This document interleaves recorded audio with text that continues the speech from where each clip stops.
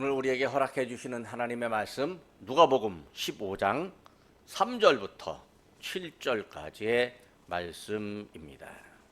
예수께서 그들에게 이 비유로 이르시되 너희 중에 어떤 사람이 양 100마리가 있는데 그 중에 하나를 잃으면 99마리를 들여 두고 그 잃은 것을 찾아내기까지 찾아다니지 아니하겠느냐. 또 찾아낸즉 즐거워 어깨에 메고 집에 와서 그 벗과 이웃을 불러 모으고 말하되 나와 함께 즐기자. 나의 잃은 양을 찾아내었노라 하리라. 내가 너희에게 이르노니 이와 같이 죄인 한 사람이 회개하면 하늘에서는 회개할 것 없는 의인 99으로 말미암아 기뻐하는 것보다 더 하리라. 아멘. 우리는 달력이라는 걸 사용합니다. 달력 보니까 벌써 2월이네 뭐 이렇게 말을 하죠. 어떤 분 달력 보다가 벌써 일주일 지났네 그렇게 이야기합니다. 과거의 어르신들은요 1년 24절기를 기억해서 농사를 짓고 거둘 때가 많았습니다. 우리가 사용하는 달력은 이제 원래 양력, 태양력이라고 하는데 이 지구가 태양을 한 바퀴 돌 때를 계산을 해서 1년을 만듭니다. 전 세계 많은 나라가 이제 이 태양력, 양력을 사용하는데 그레고리력이라고 해서 이 그레고리 시대 때에 만들었던 달력을 이제 전 세계 사람들이 사용을 합니다. 한편 옛 우리 어른들은 음력을 사용했습니다. 태음력이라고 말하죠. 음력은 달이 차고 기우는 것을 계산을 해서 한 달을 정해서 이제 1년을 만들고 달력을 만들어냅니다. 우리가 달력을 사용하잖아요. 그러면 계절도 알고 달도 알고 주간 날의 변화를 아주 쉽게 확인할 수가 있습니다. 요즘은요 달력이 너무 흔해요. 그래서 교회에 달력이 있어도 안 받는 사람도 있고요. 또 그렇습니다. 근데 이 흔하지 않은 달력이 뭐냐면 은행 달력. 이 은행 달력은 사람들이 되게 좋아해요. 왜? 은행 달력 걸면 돈 들어온다고. 사람들이 그런 이상한 생각을 가져갔고요. 중고 거래 물품에 보면 은행 달력 판다고 그런 사람도 없지 않아 있습니다. 근데 과거에는요 달력 한 장이 너무 귀했어요. 그래서 그 시골 가보면 시골 방에 1년짜리 달력 하나를 탁 붙여놨는데요. 어떤 때 보면 몇 년 전 달력도 그냥 붙어 있어요. 달력이 그만큼 귀했던 시절이 있었죠. 요즘은 우리나라가 너무 잘 살다 보니까 달력도 아주 흔한 거죠. 근데 달력 없어도 살아요. 왜냐하면 요즘은 스마트폰 누구나 갖고 있는 스마트폰에 달력 탁 들어 있는 거죠. 스마트폰에 딱 저장만 하면요 누구 생일이라고 팍 스마트폰에서 뜹니다. 아이고 카카오톡 열자마자 오늘은 누구 생일이라고 그냥 바로 올라옵니다.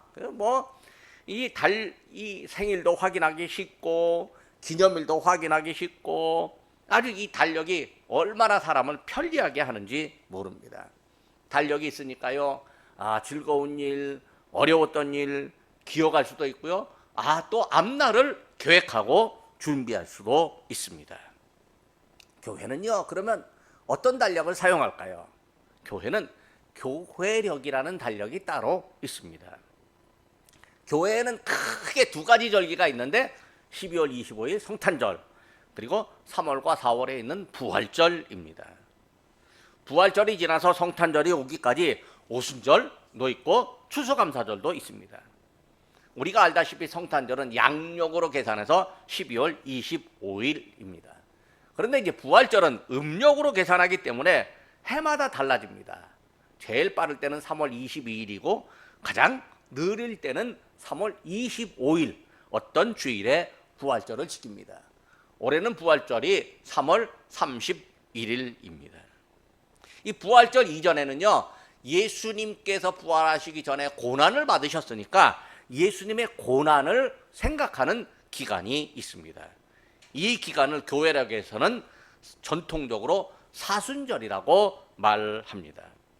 예수님이 부활하시기까지 고난을 당하시던 모습을 기억하고 우리가 기도하며 경건하게 보내보자라고 하는 40일을 말합니다.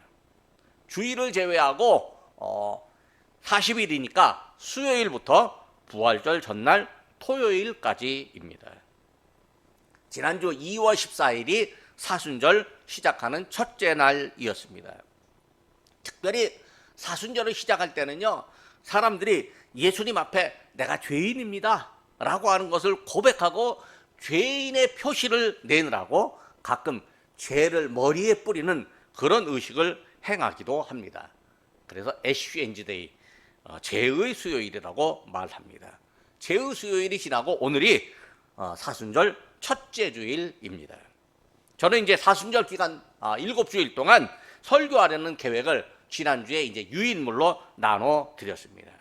주제는 예수님이 우리에게 하신 일, 예수님이 우리에게 뭘 하셨나라고 하는 내용입니다. 예수님이 우리에게 하신 일이요, 한두 가지가 아닙니다. 너무 많이 있습니다.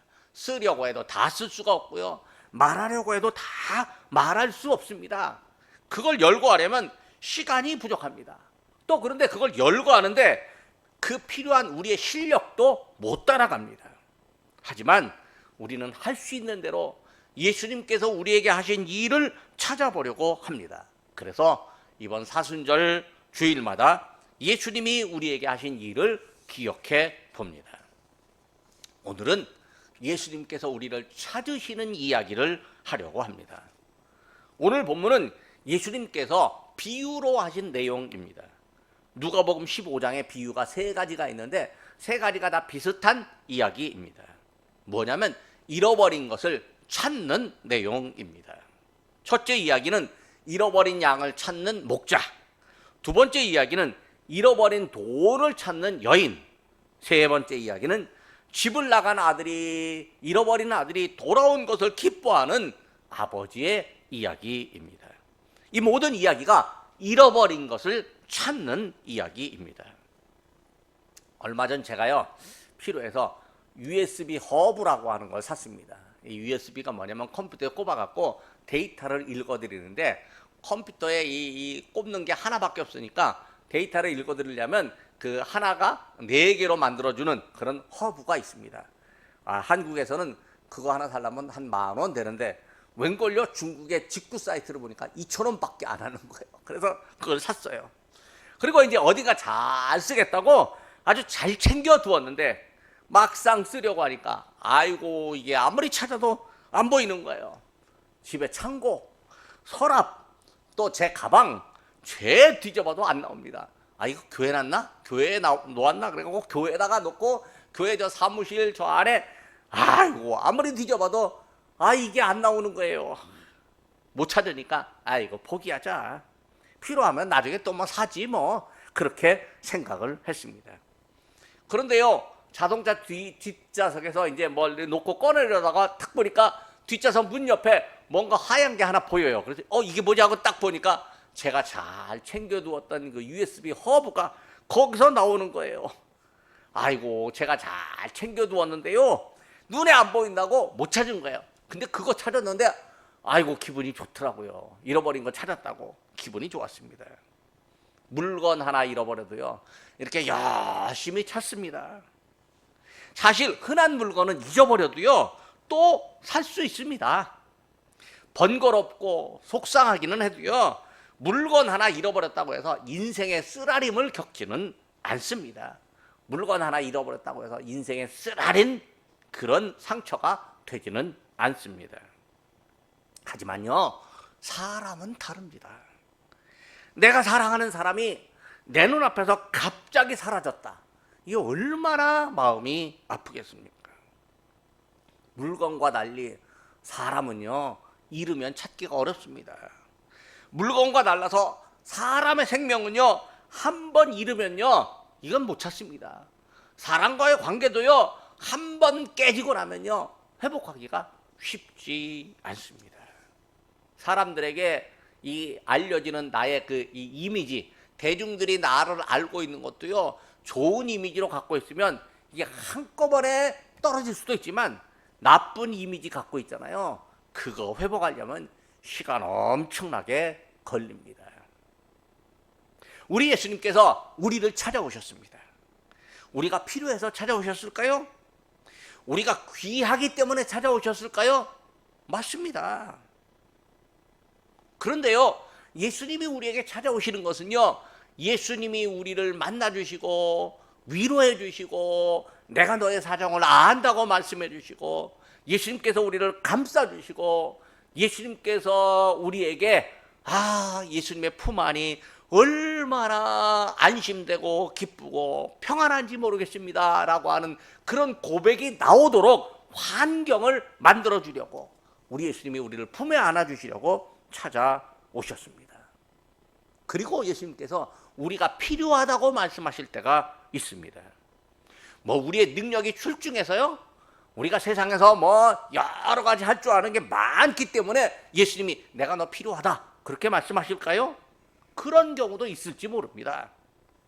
하지만요, 세상에 특별한 아주 탁월한 능력, 특출한 능력을 가진 사람도요, 예수님이 원하시는 능력만큼은 갖지 못합니다.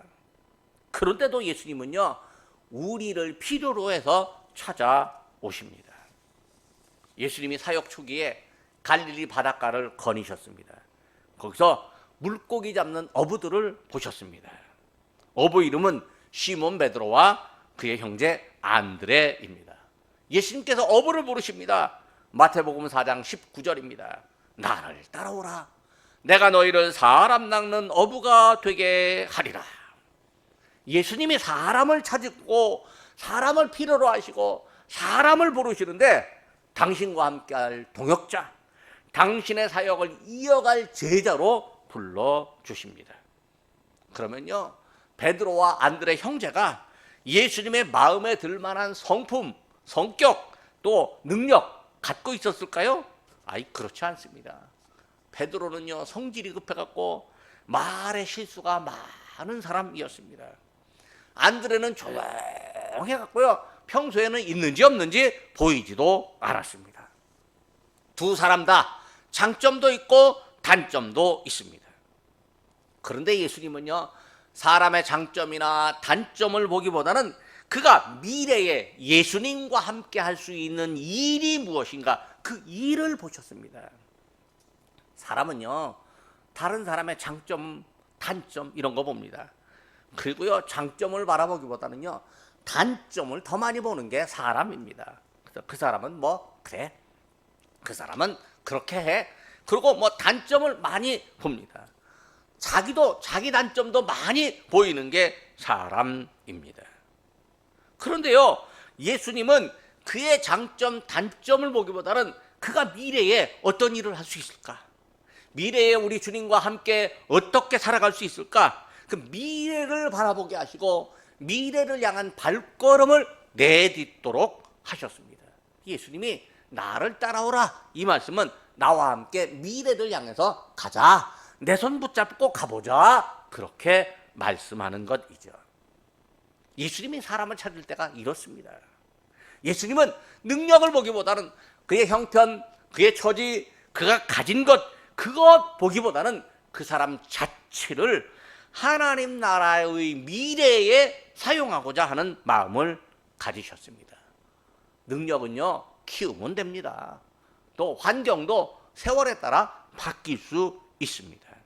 그런데 예수님과 함께 하지 않으면요, 그의 능력, 그의 환경이 그가 좋은 일만 할 뿐이지 예수님과 함께 하는 일은 안 됩니다.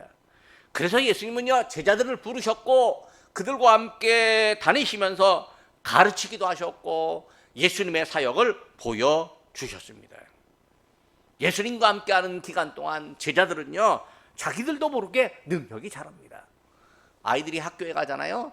하루에 조금씩 공부합니다. 아이고, 세월 지나고 나면요, 그거 언제 공부했는지 기억도 안 납니다. 그런데 학교 하루 갔다가 오고 하루 갔다가 오잖아요. 그러면 이게 아이가 자기도 모르게 조금씩 잘하는 걸 볼 수 있습니다. 제가 대구에서 목회할 때 우리 교회에 어린이집이 있었습니다. 어린이집, 아이들이 이제 유치원처럼 와갖고 생활을 하는 어린이집입니다. 근데 이 어린이집에 이제 7살 되고 나면 졸업을 하고 학교를 갑니다. 8살 때 학교를 가는데 이제 학교 가는 아이들도 또 뭐 집에 부모님이 직장 가고 일하지 못하다 보니까 돌볼 수 없다 보니까 어린이집에서 1학년 아이들도 이제 돌볼 수밖에 없습니다. 그러니까 1학년 아이들이 이제 12시쯤 되면 학교 갔다 와서 점심을 먹습니다. 어린이집에 와서 점심을 먹습니다.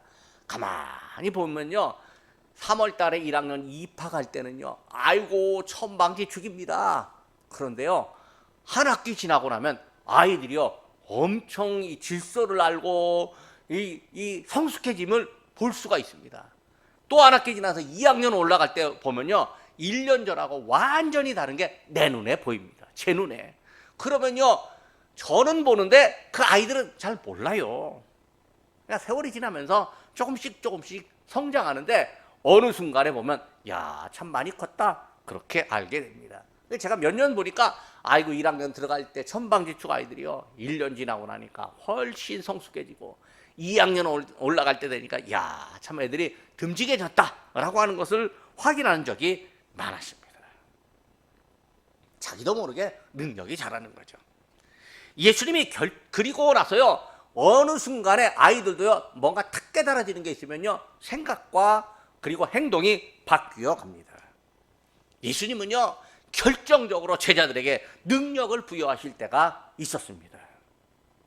그것은 성령을 보내시는 방법입니다. 성령이 제자들에게 와서요 예수님의 말씀을 생각나게 하십니다. 성령의 능력을 입은 제자들이요 사람들에게 말씀을 전하는데 사람들의 마음이 찔리고 회개합니다. 우리가 어찌할꼬라고 하는 그런 고백이 있습니다. 베드로가 설교할 때 이런 역사가 나타났습니다. 한 번에 3,000명이 회개하는 역사가 일어났습니다. 성령의 능력을 받은 제자들 앞에는요 병자가 낫는 역사도 있었습니다. 베드로와 요한이 성전으로 기도하러 올라갑니다. 근데 성전 미문 앞에서 이 하반신 마비 장애자가 앉아서 구걸을 하고 있습니다. 그런데 베드로와 요한이 그 모습을 보고 외칩니다. 사도행전 3장 6절입니다. 은과 금은 내게 없거니와 내게 있는 이것을 내게 주노니 나사렛 예수 그리스도의 이름으로 일어나 걸어라. 금과 은 나 없어도 내게 있는 건 내게 주노니 곧 나사렛 예수 이름으로 일어나 걸으라.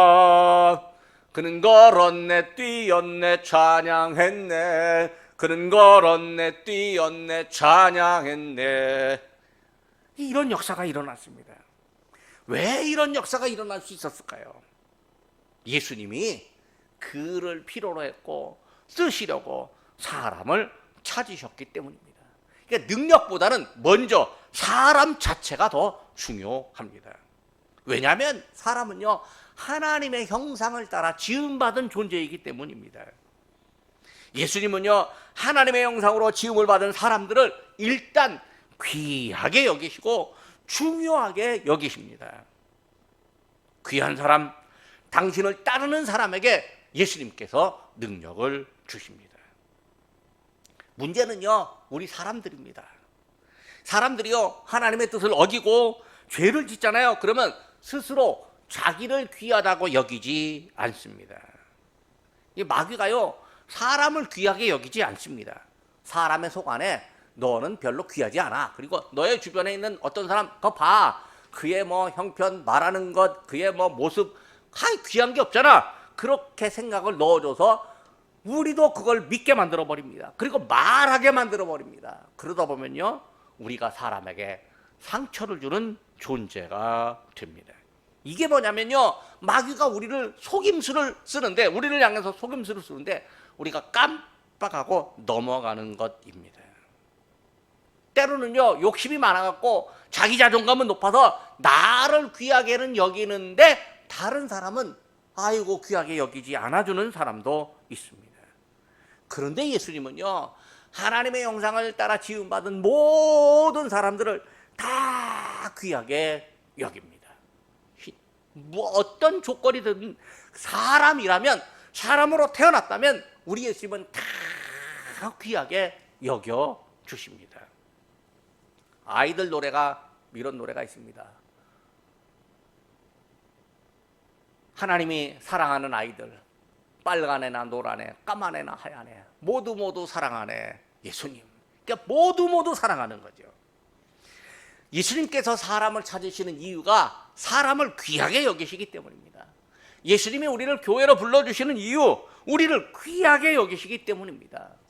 하나님이 세상에서 가장 귀하게 여기는 존재가 곧 사람입니다. 그 사람들 안에 오늘 예배드리는 우리들, 함께 예배하는 우리, 함께 식사하는 우리가 포함되어져 있습니다. 예수님이 우리를 찾으십니다. 예수님께서 찾으시는 마음, 그 마음이 오늘 본문에도 나타나 있습니다. 양 100마리를 먹이는 사람이 있었습니다. 이 사람이 양을 세다가 보니까 한 마리가 부족합니다. 그러자 99마리를 그냥 들에 두고 잃은 양 한 마리를 찾아갑니다. 잃은 양 한 마리 찾는데요, 얘 잃어버린 양이 금방 눈에 띄면 얼마나 좋겠습니까? 근데요, 양도 발과 다리가 달린 짐승이니까요, 지 맘대로 갑니다. 여기저기 다니는데 주인의 눈에 띄지 않습니다. 주인이 양을 찾기까지 찾아다니며 여기저기 살피며 다닙니다. 그나마 그 양이 작잖아요. 숯불 속에 들어가 있으면 안 보입니다. 그럼 숯불을 헤쳐야 되는 거죠. 결국 주인이 양 한 마리를 찾았습니다. 주인이 양을 어깨에 메고 집으로 돌아옵니다. 그리고 친구들을 불러서, 이웃을 불러서 나와 함께 즐기자고 초대를 합니다. 초대하는 이유까지 함께 말합니다. 여보세요, 나랑 함께 식사합시다. 맛있는 거 먹어봅시다. 왜냐고요? 오늘 내가 양 한 마리 잃어버렸는데 그거 찾았어요. 양을 찾는 이야기도 함께 해보고 나하고 함께 즐겁게 먹어봅시다. 잔치 한번 해봅시다. 그렇게 말하는 거예요. 예수님이 이 비유의 교훈을 말씀해 줍니다. 7절 말씀입니다. 이와 같이 죄인 한 사람이 회개하면 하늘에서는 회개할 것 없는 의인 99으로 인하여 기뻐하는 것보다 더 하리라. 예수님이요, 하나님의 마음, 예수님의 마음, 하나님의 기쁨을 이야기합니다. 오늘 본문은요, 비유이지만 의미하는 것들이 있습니다. 이 비유에서 양은 하나님이 지으신 사람들입니다. 사람들이 하나님의 형상을 따라 지음을 받았는데요, 나름 지혜롭고 똑똑하기는 하지만 때로는 양처럼 제 맘대로 다니고 길을 잃어버리기도 합니다. 하나님이 보시기에 사람은요, 양처럼 나약하고 제 맘대로 행동하는 존재입니다. 여기 양을 가진 주인, 양을 찾는 주인은 하나님을 의미합니다. 또 하나님이 보내신 예수님입니다.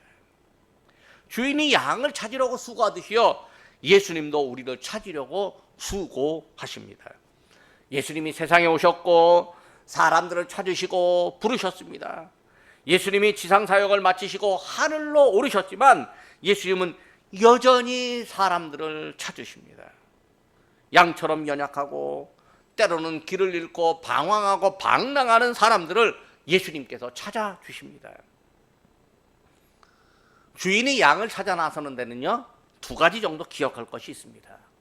먼저 양을 찾으려면요, 주인이 위험을 감수해야 합니다. 들에 놓은 99마리의 양, 갑자기 주인이 어디 갔는지 알지 못합니다. 들에 있으니까요, 들짐승이 찾아와서 99마리의 양을 해코지할 수도 있습니다. 그런데 주인은 위험을 감수하고도 잃은 양 한 마리를 찾아 나섭니다. 왜 그랬을까요? 한 마리보다 99마리 양이 숫자가 더 많습니다. 더 귀할 텐데도 말입니다. 근데 주인이 생각에는 좀 다릅니다. 지금 내 눈앞에 보이는 양보다 잃어버린 양에 대한 관심이 더 갑니다. 주인에게는 한 마리 양에 대한 책임감이 있습니다. 단 한 마리라도 책임감을 갖습니다. 잃어버린 양에 대한 관심이 커서 지금 있는 양에 대한 관심을 잠시 접어두는 것 같기도 합니다. 사람도 이런 경우가 더러 있습니다. 요즘에야 자녀들 하나 둘 낳잖아요. 예전에는요, 자녀들 많이 낳습니다. 자녀들 여럿이 있잖아요. 그럼 그 중에 가장 몸이 약한 자녀가 있습니다. 그럼 그 약한 자녀에게 부모가 더 신경을 씁니다. 약하고 어린 자녀에게 신경을 쓰는 부모의 마음이 곧 양을 잃은 양을 찾는 주인의 마음입니다. 몸이 약한 자녀들에게 신경 쓰다 보면요, 건강한 자녀들이 소외되는 것처럼 보일 수 있습니다. 가끔은 소외되는 자녀들이 부모에게 왜 내게는 쟤만큼 신경 안 써주냐고 불평을 할 수도 있습니다. 사실 깨물어서 안 아픈 손가락 없다고 어느 자녀나 다 귀합니다. 그런데 왜 하필이면 약한 자녀에게 더 관심이 갈까요? 건강한 자녀는요, 잠시 눈길을 안 줘도 되지만, 그래도 안심이 되지만, 약한 자녀는 계속 눈길을 주어야 하기 때문에 그렇습니다. 사실 양을 찾아 나서는 주인도요, 자기 위험을 감수해야 합니다. 사람이 수고하는 일은요, 기꺼이 한다고 해도 위험을 감수하는 일은 기꺼이 하려고 하지 않습니다. 그런데 주인은 위험을 무릅쓰고 양을 찾아 놨습니다. 양이 어디로 갔을지 모르는데요, 양을 찾다가 보면 골짜기를 지날 수도 있고 언덕길을 올라갈 수도 있고요, 낭떠러지를 내려갈 수도 있습니다. 늘 가던 길 같으면 어떤 길에 위험이 도사리고 있는지 다 알고 있는데 처음 가는 길로 들어서면 무슨 위험이 있는지 모릅니다. 우리 예수님께서 우리를 찾아오실 때도요, 위험을 감수하십니다. 다른 사람들을 포기하는 위험일까요? 아닙니다. 예수님께서 스스로 십자가를 지고 십자가에서 달리시고 목숨을 잃는 위험입니다. 예수님은 십자가의 위험을 알고 계시면서도 세상으로 사람을, 우리를 찾으러 오셨습니다. 우리가 예수님의 부르심을 받는 건요, 모두가 예수님 당신의 위험이 있었기 때문입니다. 우리가 구원받은 것은 예수님께서 십자가에 달리신 예수님의 목숨값이 있었기 때문입니다. 우리가 기억할 두 번째는요, 양을 찾는 기쁨이 위험을 감수하는 것보다 훨씬 더 크기 때문입니다. 잃어버린 양을요, 금방 찾았다면 아마 그때만 잠시 기쁠지 모릅니다. 그런데요, 양을 찾느라고 수고하는 시간이 매우 길다면, 또 양을 찾느라고 고생한 게요, 고생을 많이 했다면 그 양을 찾는 기쁨도요, 그만큼 클 것입니다. 양 99마리를 들에 둔 위험까지 생각한다면 이 양 한 마리의 가치가 99마리보다 훨씬 더 합니다. 잃은 양을 찾은 주인이요, 집에 돌아와서 친구와 이웃들을 불러다가 잔치를 베풉니다. 잔치 비용을 계산해 보면요, 양 한 마리 값보다 훨씬 더 많을 수도 있습니다. 이 단순히 돈의 가치로 계산하면요, 주인의 행동은요, 고비용 저효율입니다. 잃은 양 한 마리보다 들에 둔 99마리가 더 값으로 돈으로 따지면 더 많고, 또 잔치 비용이요, 잃은 양 한 마리보다 몇 배는 더 할 수 있습니다. 어떤 사람은요, 주인이 아이고 왜 돈을 많이 들이고 고비용 비용을 많이 들여서 효과는 적은 일을 하느냐라고 탓하기도 합니다. 그런데 우리가 생각할 것이 있습니다. 사랑과 희생은요, 처음엔 고비용 저효율로 보입니다. 사랑과 희생과 수고는요, 돈으로 가치를 따질 수가 없습니다. 자본주의 시대 때는요, 수고하는 거 다 돈으로 따집니다. 최저임금 이런 거 있습니다. 그래서 그 사람의 수고에 대한 가치를 매깁니다. 또 위험수당도 있습니다. 그래서 위험한 일을 하면요, 그만큼 수고했다고 돈을 더 주기도 합니다. 그런데요, 사랑과 희생은 돈으로 산정하는 일이 쉽지가 않습니다. 양을 찾는 주인의 사랑, 양을 찾은 주인의 기쁨, 이걸 어떻게 돈으로 따질 수가 있겠습니까? 우리를 찾는 예수님의 기쁨, 우리를 사랑하시는 하나님의 사랑, 어떻게 세상의 기준으로 측정할 수가 있습니까? 불가능합니다. 그런데 진짜 중요한 건 우리는 그 불가능한 사랑, 그 불가능한 은혜, 그 은혜를 받은 사람들입니다. 그래서 우리가 구원의 사랑을 주신 하나님께 감사하게 되는 거죠. 우리를 구원하시기까지 희생하고 사랑하신 예수님께 우리는 감사하게 되는 거죠. 우리가 구원받은 일만 해도 하나님이 기뻐하실 일이고, 우리가 예수님의 부르심을 듣는 일만도 예수님께서 기뻐하실 일입니다. 그런데 우리가 하나님의 사랑을 알고 감사하며 예수님의 부르심을 듣고 응답하였으니 우리 예수님이 더 기뻐하십니다. 그 기쁨이 곧 하늘의 기쁨입니다. 그러니까 하나님과 우리 예수님과 우리는요, 나와 예수님과 나와 하나님은 하늘의 기쁨으로 서로 연결되어 있습니다. 즉 우리가 하늘의 기쁨이 있는, 하나님께 기쁨이 있는 촉진제가 되는 것입니다. 말씀을 맺으려고 합니다.